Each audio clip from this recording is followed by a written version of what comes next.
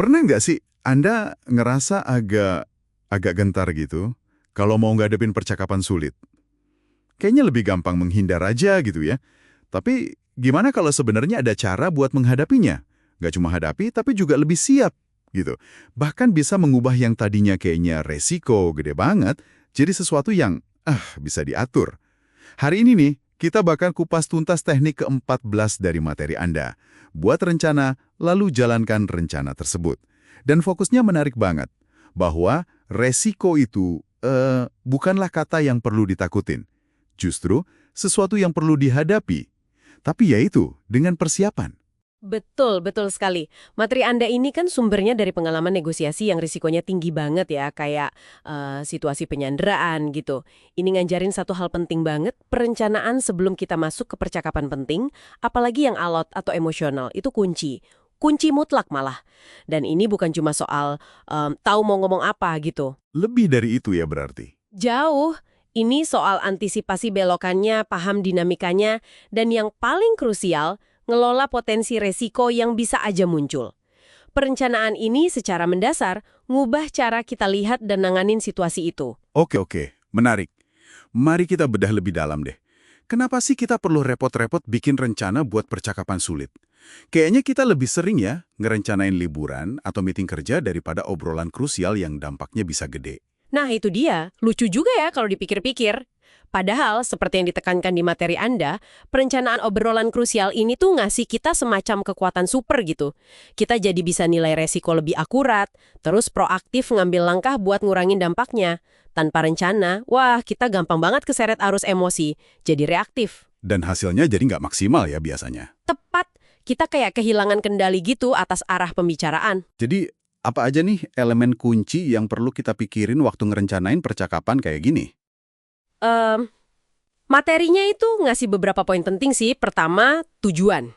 Harus jelas banget, apa sih hasil utama yang Anda pengen dari obrolan ini? Terus sama pentingnya, apa alternatif terbaik kalau misalnya nih, negosiasinya nggak nyampe tujuan utama. Ini ngasih kita kekuatan dan fleksibilitas. Oh, jadi kayak punya plan B gitu ya, biar nggak mentok. Persis, tepat sekali. Terus yang kedua, pahami konteks. Nah, ini luas nih. Apa sih isi spesifik pembicaraannya? Ada sejarah obrolan sebelumnya nggak yang relevan? Siapa aja yang terlibat atau tahu soal ini? Paham konteks tuh bantu kita navigasi, termasuk buat ya jaga muka semua pihak lah kalau perlu. Oke, tujuan dan konteks. Sip, apalagi? Ketiga, kelola ekspektasi. Ekspektasi kita sendiri dan juga pihak lain.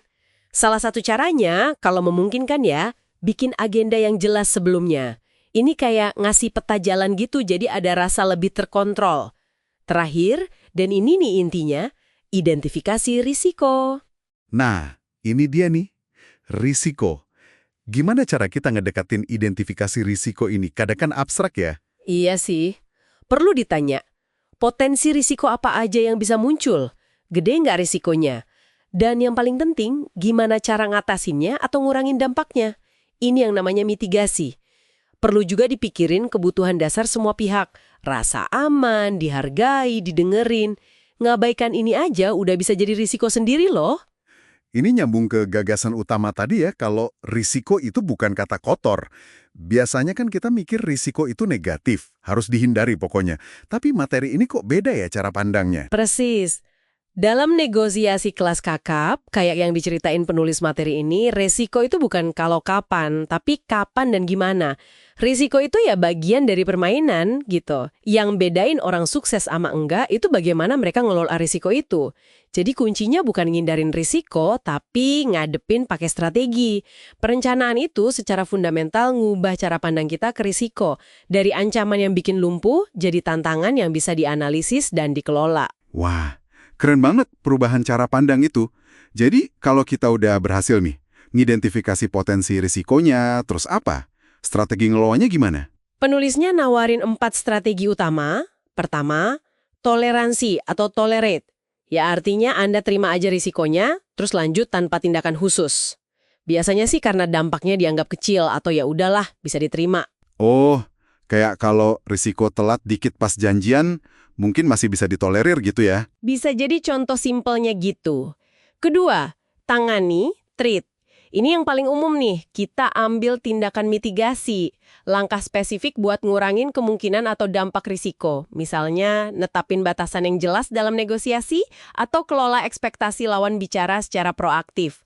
Kalau meminta naik gaji, ya tangani risikonya dengan siapin data kinerja yang kuat banget. Oke, toleransi, tangani. Terus apa lagi? Ketiga, hentikan, terminate.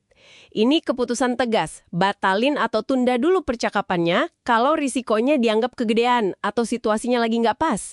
Contohnya, kalau kita tahu bos baru aja ngumumin pembekuan anggaran, ya mungkin lebih bijak hentikan dulu rencana minta naik gaji.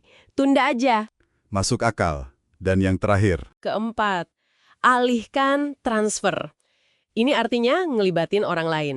Bisa minta dukungan atau bahkan serahin aja ke orang lain yang mungkin lebih pas atau lebih mampu buat nanganin obrolan itu.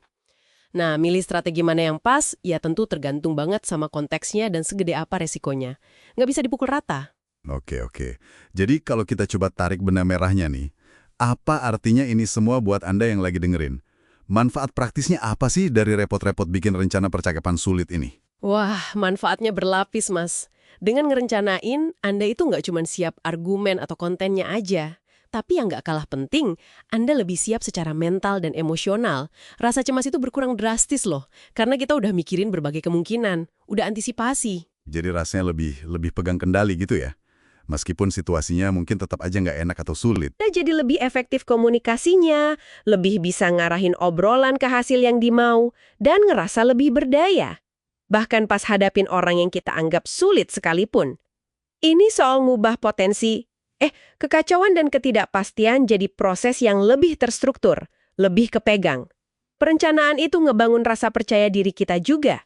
Jadi intinya perencanaan itu kayak senjata rahasia kita gitu ya dalam komunikasi yang menantang.